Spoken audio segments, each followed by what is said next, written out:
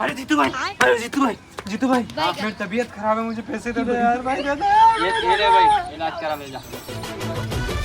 अरे भाई चक्रा तो भूल गया। जी मंगल भावानया माफ करना भैंस, आज तुझे मैंने चारण नहीं डाला।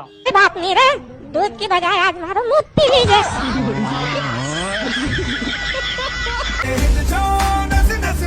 क्या आपका भी पढ़ाई में मन नहीं लगता?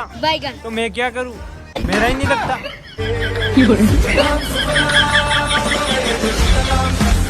शर्म नहीं आती तुमको रोड पे मांगते हुए?